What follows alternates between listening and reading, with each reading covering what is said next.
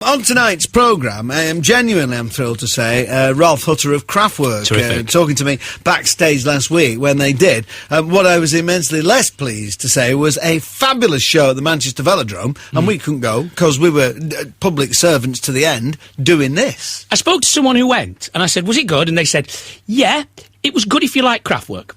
Which I kind of get as a given, really, isn't it? If you go to a Kraftwerk concert, exactly. I think you've got to kind of meet them at that point, haven't you? Yeah. All the reviews I've seen were 5-star. And Steve Reich apparently started it off with some huge... I didn't realise quite what was happening. Steve was the support act, wasn't he? Yes. And he played some 30-minute... which I would have loved, you know? I would have loved that too, yeah. I'll say hi to Pete and Jim Warrior, who I met in reception. They had gone to sort of try and hang out and got all their stuff signed and everything. They said, did you get your Trans-Europe Express vinyl album signed? You seemed as excited as us. I did that. I got it signed by them on the Electric Cafe tour, which must have been, what, 1981, 83? Later. Something like that. Later, isn't it? No, I don't think so.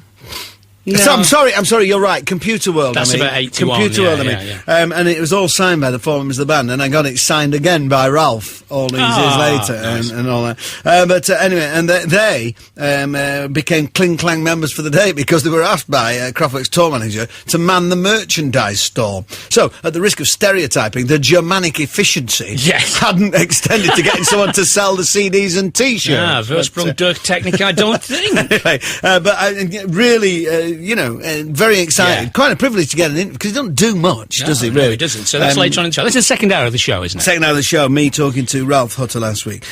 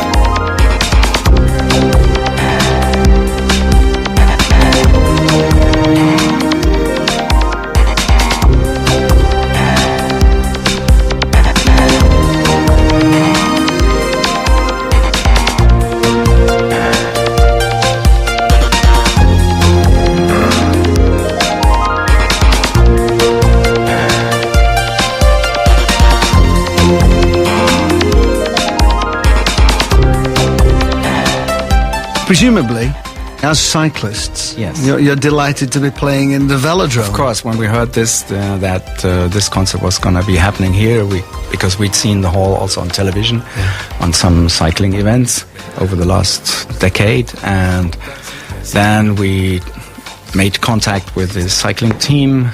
So tonight we're going to bring in as a surprise the British Olympic cycling team. They will do speed cycling along while we play Tour de France. Fantastic. So it's going to be a special event, and we're going to do a rehearsal this afternoon. Right. And when you're on stage and you see them cycling, would you rather be cycling? Yes, maybe, but they're too fast for us. Do you still cycle a lot? Yes, when we have time and it's in between tours or albums or recording sessions, it's good to go into the fresh air, into nature, and stay in contact with the environment and feel the wind and the weather. Yes, absolutely. Are you fully recovered? I mean, I know your accident was a long time ago. Oh, that was a complete nonsense always told about it. Was it? By people who were not even cycling with me. So. Right, okay. So it wasn't as serious as it was made? No, it was just a small headache, and that's it. Okay, good.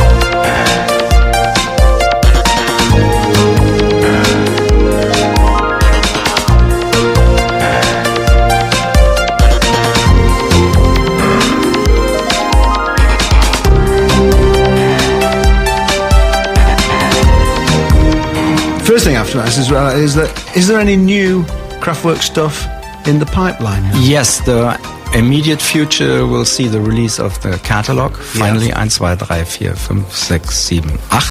Right. All the 8 albums in original artwork now for the first time. remastered with the original Kling Klang masters.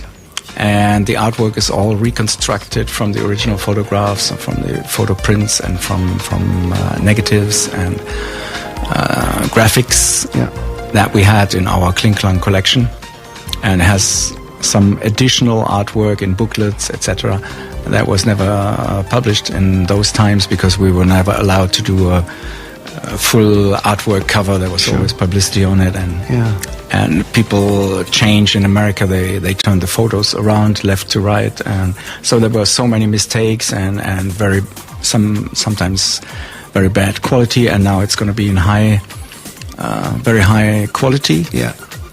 Reconstructed from the originals because we have all the original artwork. Right, okay, and that's coming out to late September, I think, isn't it? Yes. Yeah. So that's kind of new stuff, but it's old stuff. Yes. And so what about some real new well, stuff? first we had to do this to get the work done, and now we have been touring the world, and new ideas are coming, and we are composing, as always. Do you still work every day? Do you go into Kling Klang? Yes, of course. I invented the 168-hour week. Right. Is that still what you do, 168 hours in a week? Yes, because there's no separation between work and free time. Right. So it's a continuous process of making music, of finding ideas, of staying in shape, of traveling, of being home, of regeneration, and of activities and sleep. So all these things, even sleep, are part of the same single project? Because ideas are coming, and then you might take a note or you might forget, depending on the strength of any musical ideas. Right. We don't have a special working principle. We get our musical ideas from our 168-hour week. So if you go into Kling Klang, and is there such a thing as a normal working day? What would you do You go in and turn the lights on and turn the machines on? I mean, how does a day work? We have also other work to do, coordinate for the tours or work on the equipment, speak with technicians. So there's so many things around music for us because we are a very small group of autonomous people.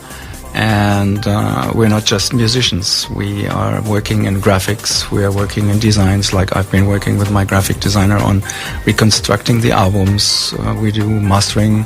So there's all kinds of activities. It's not just performing at 8 o'clock in the evening and then finished at 10. And so there's a whole background to it.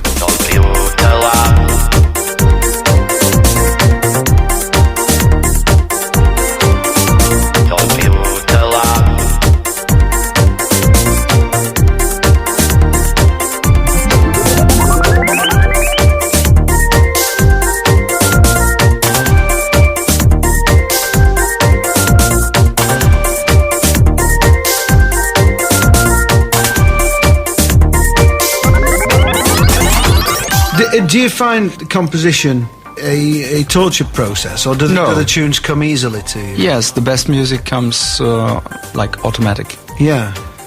Because I was thinking about that, because a lot of the great Kraftwerk melodies that we love down the years are kind of deceptively simple. They have a beautiful simplicity and purity to them, and sometimes very simple things. It's easy to overcomplicate things. Very simple things are very difficult to come up with, aren't they? Yes, and what we are aiming for is something like the Urgesang. The German word is Urgesang, die Ursprache. Right. The speech, the origin of speech, the origin of music, the origin of sound and noise, of silence, whatever. That's at least where we're working at. Because when you started, elements of what you did was much more sort of free form, almost like free jazz and avant-garde elements to it. So when did you begin to refine it into the Kraftwerk that became very successful? We played all improvised sessions in art galleries and student parties and cellars or jazz clubs or student dance parties. And then we started with our Kling Klang studio in 1970. And from there it was getting more organized, and first you have to find your language, then you develop ideas, and still taking another couple of years until we were finishing the album Autobahn. Right. And was that the first one, Autobahn, yes, where you felt you'd really reached what you were striving for? Yes, in a way that was for us the next step.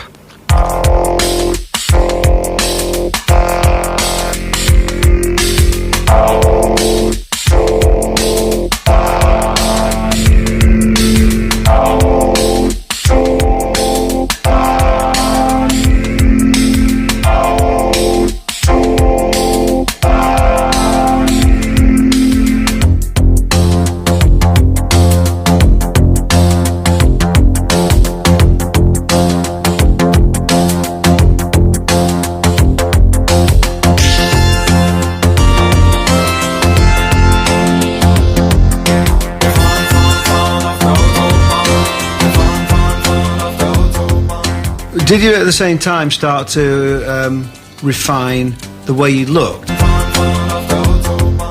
We can get into that kind of... Yes, it's coming together from our cultural identity situation, and you change, and it's working with photographs, films, and mirrors, and reflections, and tapes, because our main instrument at that time was a tape recorder. Yeah. Where now it's the computer. So these ideas take time to develop. Yeah. With the photographs, I think the Emil Schultz photographs, the very airbrushed photographs, was that a Germanic tradition? You were kind of poking fun at in a way? Yes, but also in Trans-Europe, it's also the European idea, where we used a photographer in Paris who didn't even know who we were, so he just photographed us as a couple or a party or a business group or whatever. We didn't know what we were doing, so we just went there anonymous and being photographed. So we liked the idea of anonymous appearance. Well, it's quite ironic for a rock band, if you want to call it that. It was very formal pose, wasn't it? Yes, well, we're not really a rock band, although we work in the circuit of where rock bands tour and playing the same places. But here again, now in Manchester, we play a velodrome. Yes. So we're entering the sports world. Yeah. But you've influenced a lot of rock bands. I mean, you are a key influence. I think that's quite interesting, the way you've played with the notion of what a band is, really. Yeah, it's more like an electronic quartet. Yeah, like a string quartet.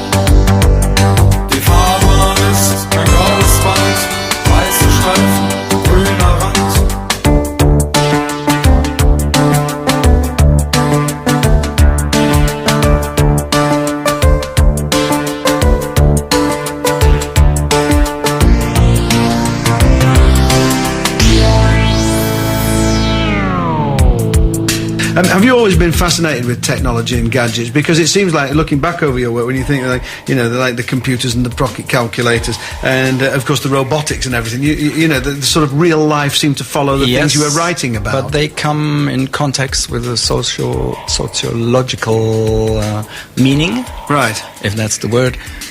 Not for being just themselves, but being part of our life. Integrated into the, like I said, the 168-hour week. So we're not writing or composing about things that we do not experience. It's our day-to-day experience working with computers or electronics or pocket calculators, or all these ideas come from our day-to-day work.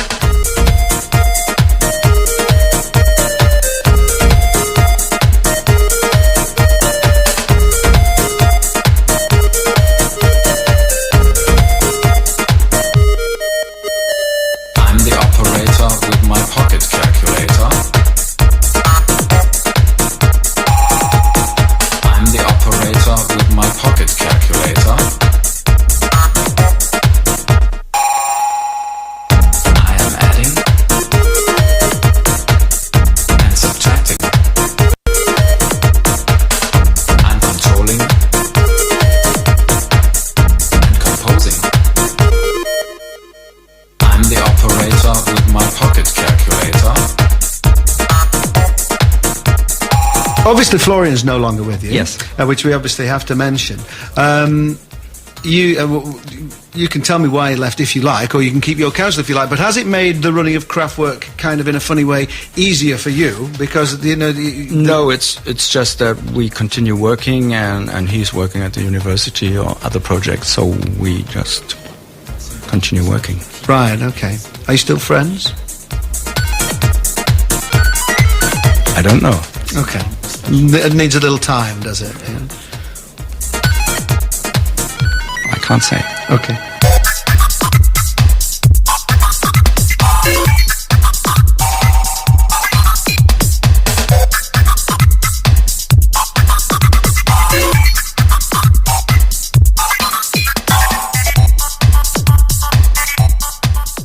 So when might we hear a new Kraftwerk album? Like I said, new we're songs, always you working. think? So once this is finished, the catalog and new ideas need to be worked out. And But you don't put a time. You don't. No, you no, don't give yourself a deadline, really. no, at the moment, no. The music composes itself, and when it's finished, we know. Right. Do you have any new songs finished in Kling Klang at this time? We have ideas and tracks and elements and ideas. It's the same with the Tour de France album that was sleeping with me for 20 years. We just released one composition, but then all the others were just like film scripts. That's the way we work. And then it still takes time of production and really to get to work on this theme and not something else. Concentration. And so when we are doing the last concerts, I think in September, where we play another festival of Isle of Wight, I think. Yes, the festival I think you're doing, aren't Yes, you? Yeah. after that we go back into the studio and then close the doors, and then we will see what the winter is. Right. Yeah. It was always said that there was I don't suppose it matters now. There's mobile phones, but there was no telephone at Kling Klang. You could send a fax, maybe. Was that true? That was in the old times, but nowadays we don't use fax anymore. Right. So there's no fax either. No. And the phones No. don't work in that. So you sort of bunker mentality, is it? Yes, you need concentration on, because otherwise everybody's doing something else. While we are talking, I might as well be receiving emails from here, or I might be online there, and so people are doing too many things at the same time and they lose concentration. And that's what we try to do. Do you still Concentrate. dance? Yes, when we go to clubs. You still like that? Oh You still yes, like to hear yes, the very music? much so. Yeah. Like mechanical movements and like the robots, and yes.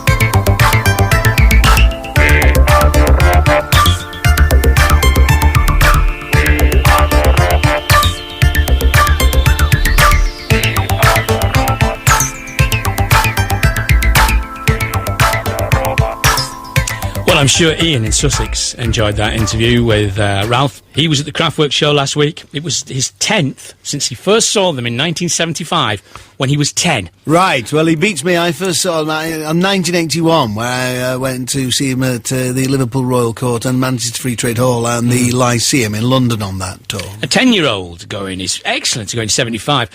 I met Ralf in Krakow last year at the hotel after their show. I asked him to sign my ticket. The conversation went thus: you came on Saturday. We were much better tonight. Typical. Still the best, says Ian in Sussex. And also played for Jackie in Darlington, who says, my DAB radio only works with the aerial up and it goes weird when my husband Andy opens the fridge door. What's that about? I'm sure Ralf could have told you, but we didn't have that text at the time. So, yeah, Mark talking to Ralf from Kraftwerk. Now, the only surviving in the metaphorical sense, original member of the band. Yeah, the only original member still in the band. And of course, he kept his counsel. Interesting how he reacted to that question, yeah. On the Florian affair, didn't he? I mean, but, make of that what you will.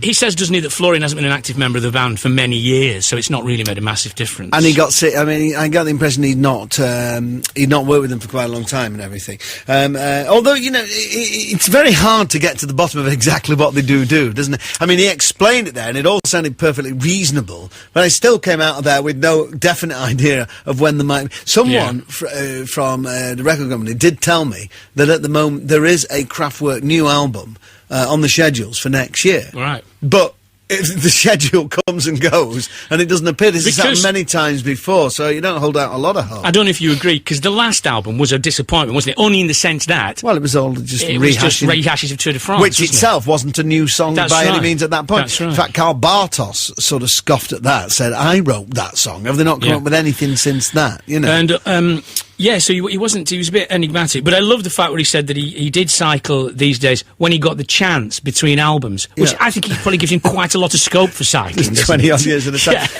I think the thing about it is that, it was Ralf and Florian, and I sort of got the impression that it was a difficult step for them both to take, because I think Florian got sick of the travelling, because they do tour quite a lot. They do, yeah. You don't realise it, but it is a kind of, pretty just global come back from thing. South America, haven't they? Yeah, it is a global thing, and I think that, Florian, who's working at the university on who knows what. Speech synthesis programmes, got sick of the touring, and you got the impression that Ralf kind of it was difficult because people are used to seeing one of them at either end of the stage with two guys, with all due respect, in the middle. Yeah. So not having Florian there was a bit of a shock, I guess, for the fans. But once you've taken that step, you know, then you carry on. But interesting stuff, and good to hear that he still goes clubbing and dancing. That's good. Yeah, but he looked on good form, you know. I mean, he's in his early 60s now, and, you know, it was fascinating to talk to him, I must say. Excellent. Ralf Hütter from Kraftwerk talking to Mark last week.